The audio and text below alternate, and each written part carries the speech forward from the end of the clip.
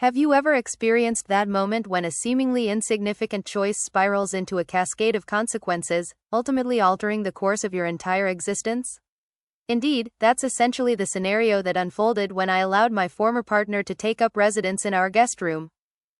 My name is Audrey, and at 32, I find it hard to fathom the extent to which I disrupted my once perfectly stable life for someone who truly didn't merit even a moment of my attention.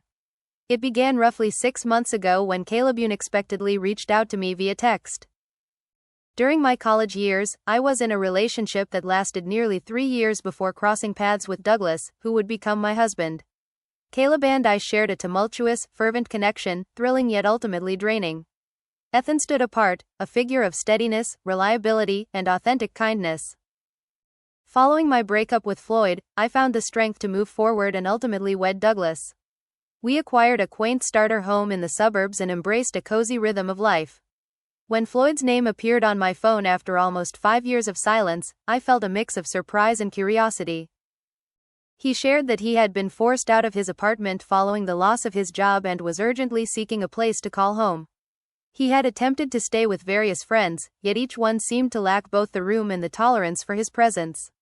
A sudden wave of sympathy enveloped me, catching me off guard. It wasn't the kind of love I experienced with Douglas, or so I convinced myself.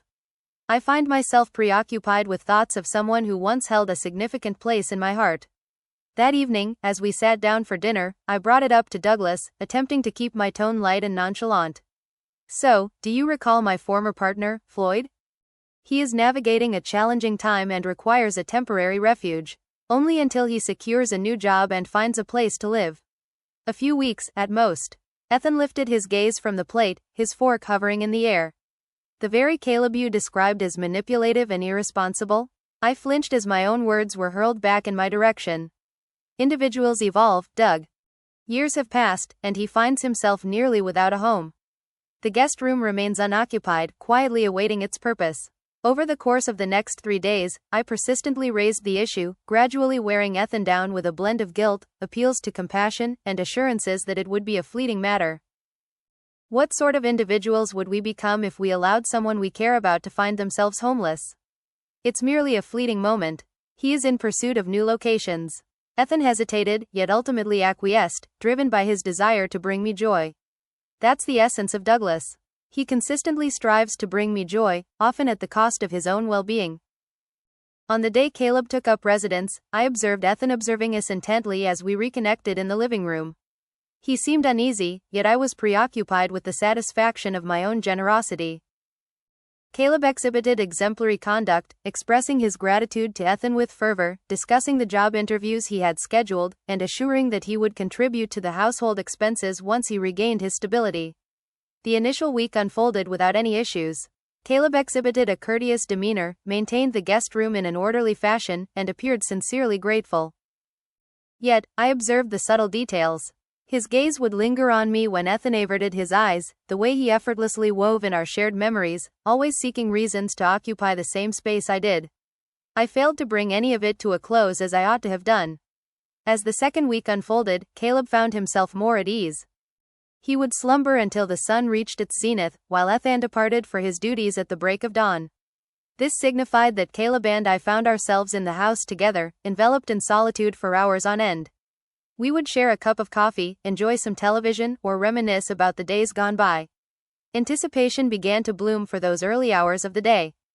When my friends inquired about the peculiar setup, I spun a tale of Douglas's emotional detachment, portraying myself as a benevolent soul aiding someone in distress. I amplified minor disagreements with Ethan to portray our marriage as troubled. My friends appeared to be both worried and encouraging, a combination that only fed my own illusions. Ethan began to observe transformations.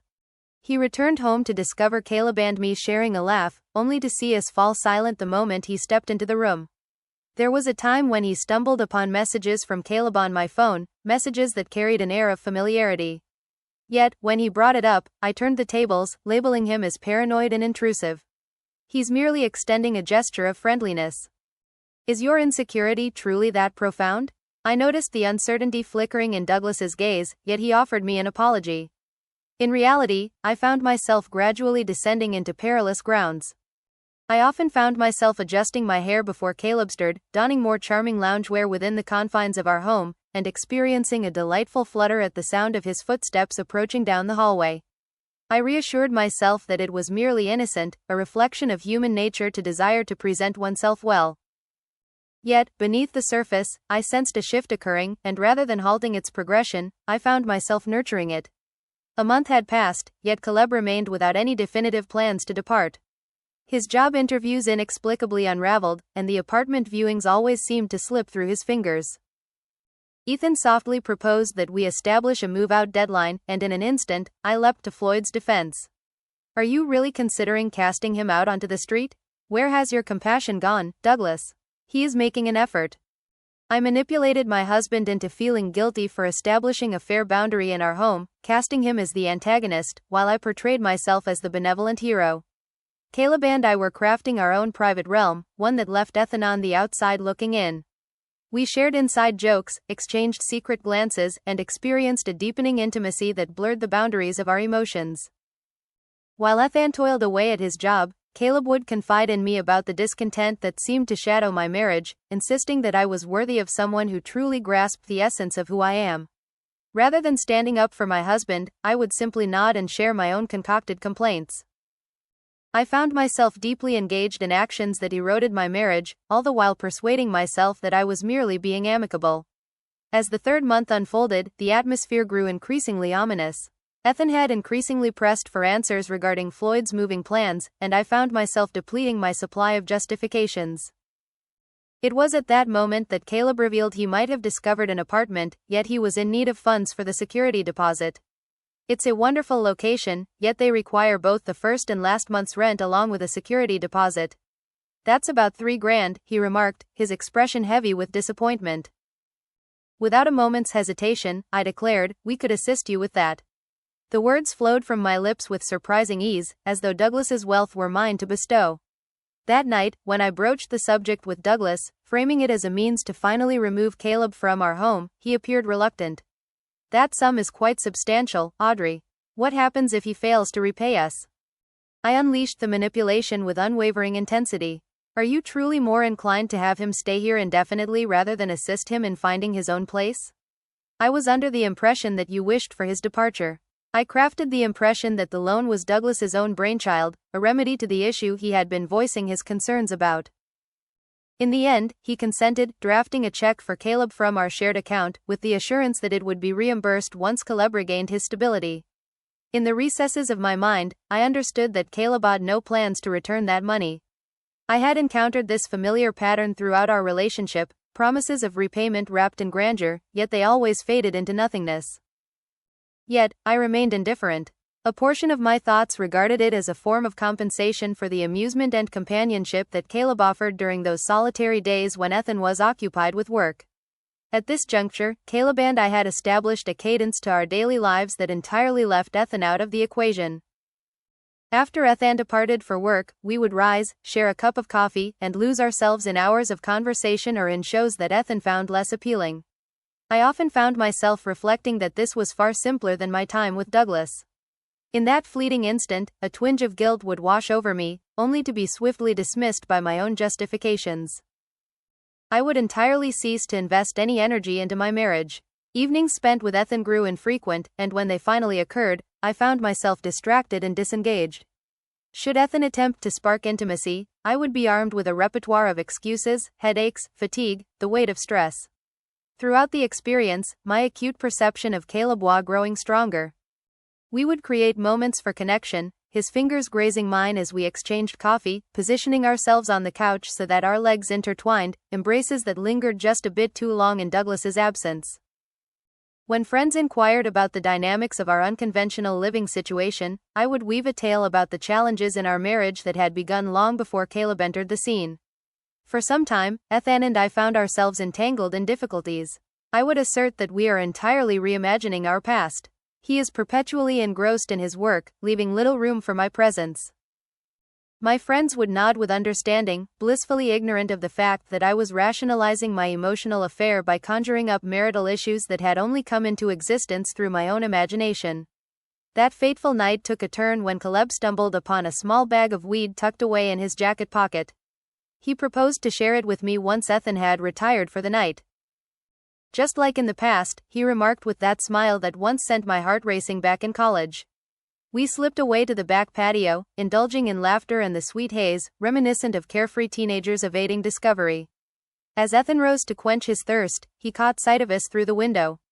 In a flash, I concealed the joint and feigned a casual late-night conversation.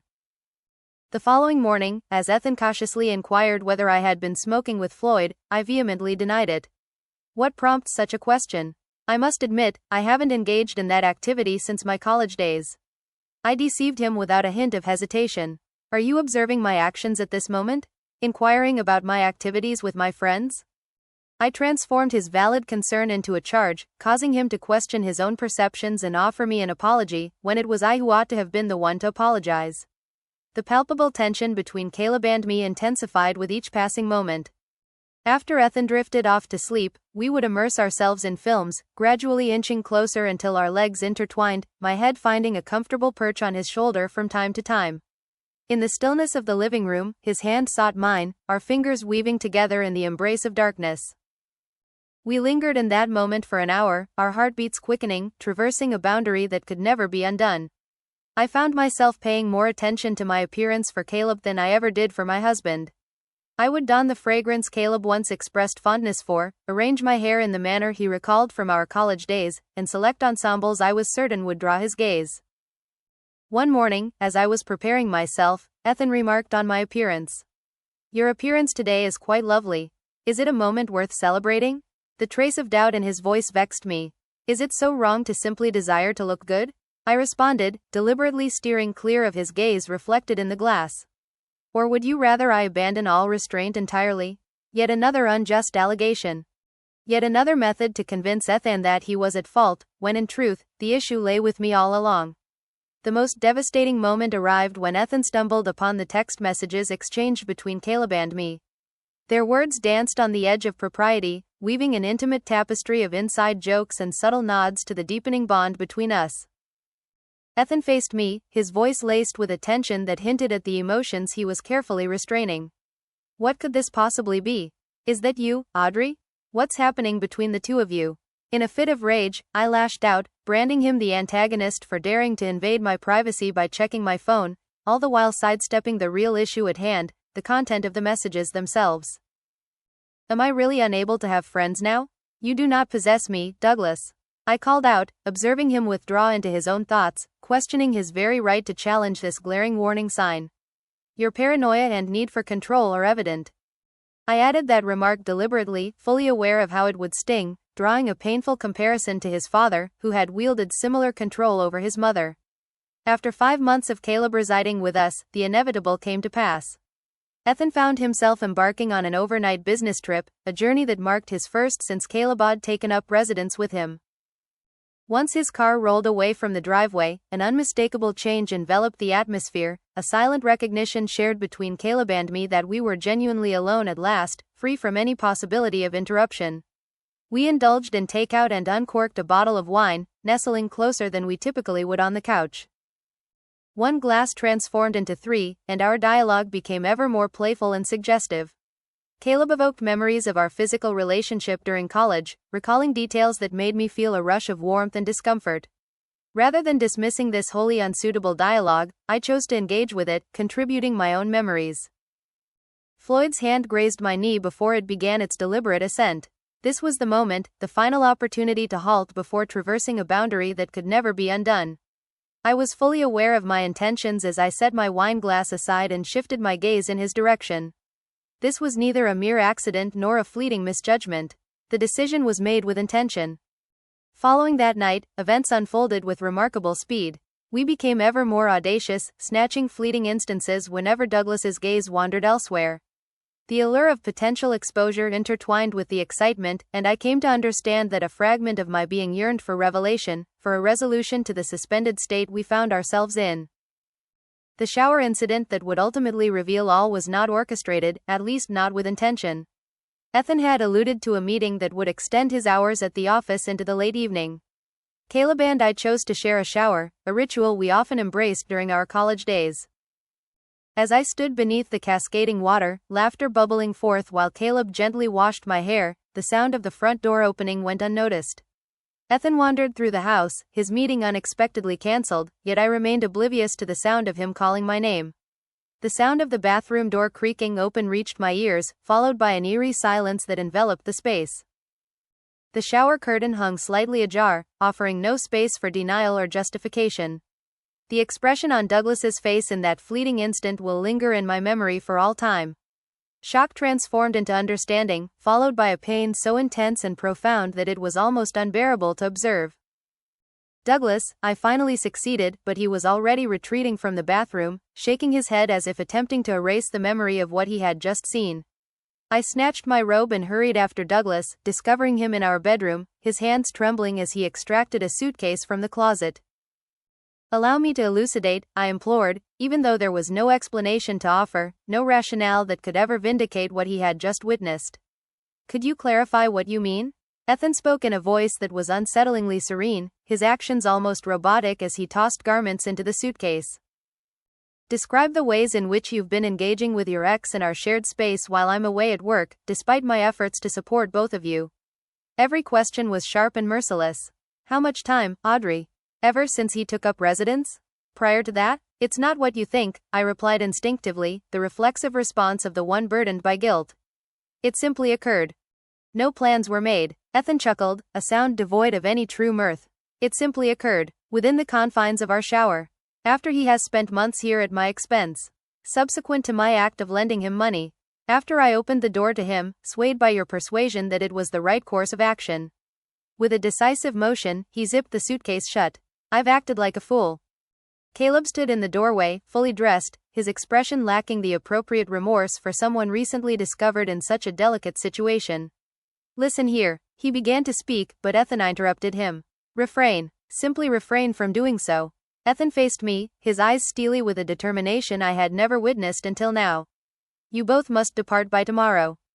Your destination is of no concern to me. The property is registered under my name.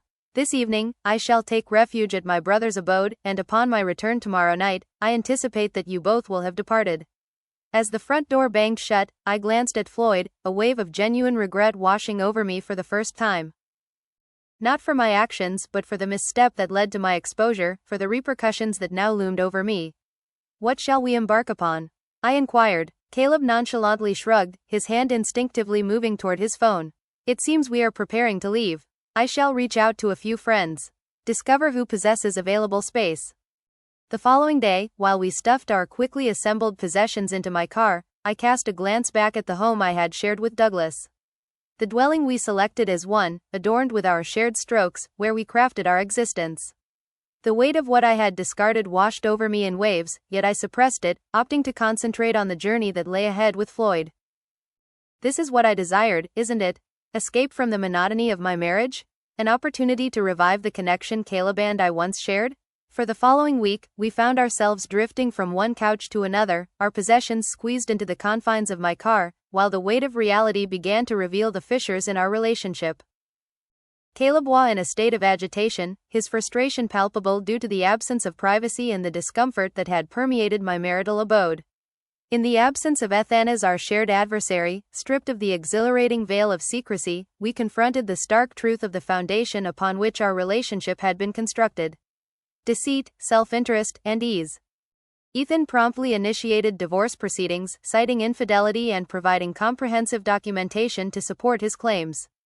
Images of text messages I believed were erased, accounts from neighbors who observed our actions in his absence, and even recordings from our doorbell camera capturing the moment Caleb and I shared a kiss on the porch while Ethan was at work.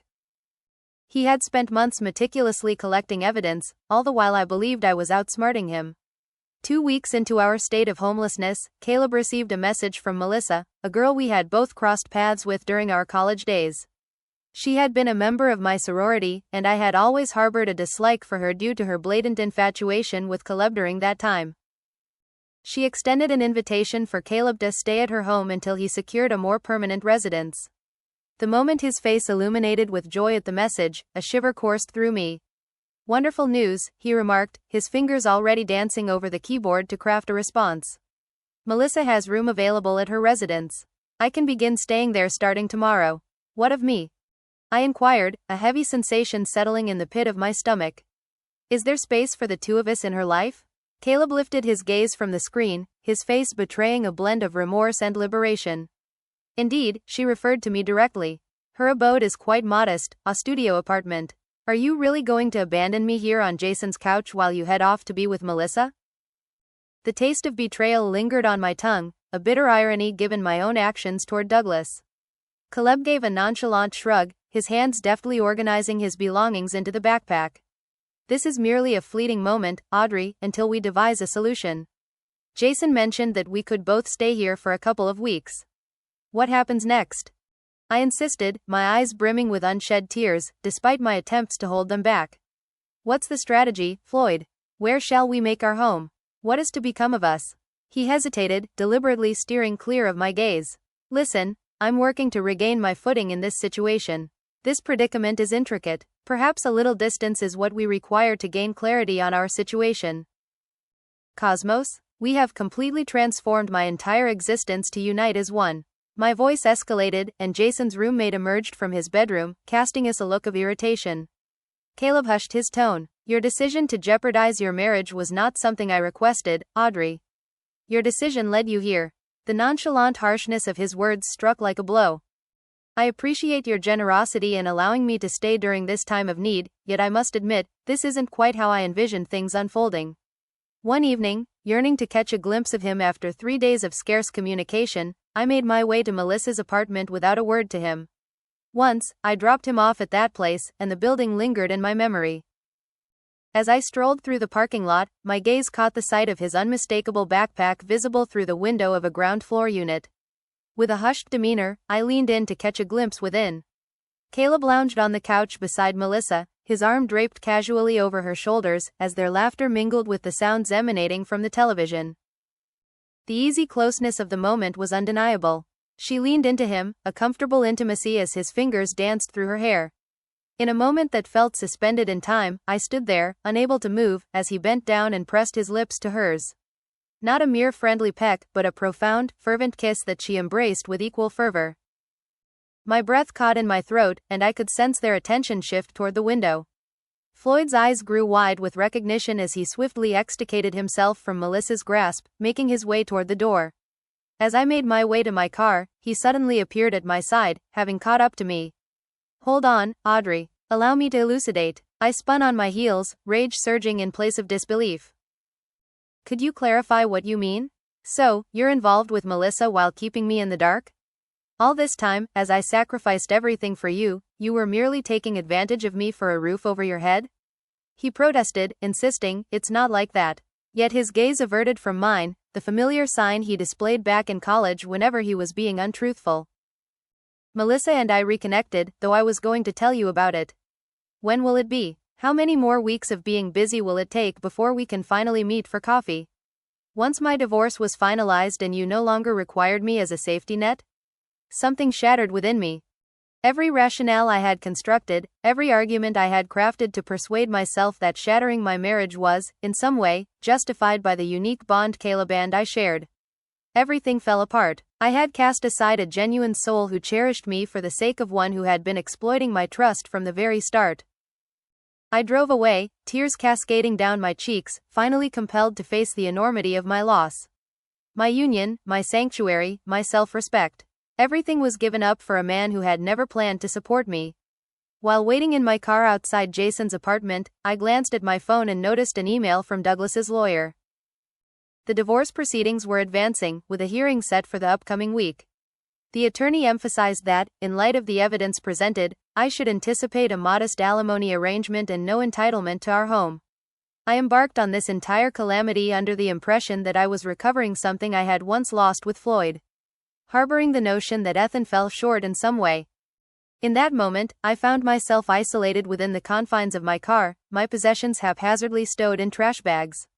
I was crashing on a friend's couch, their weariness with my presence palpable, while my soon-to-be ex-husband, justifiably, sought to distance himself from me. The most painful aspect wasn't the loss of Floyd.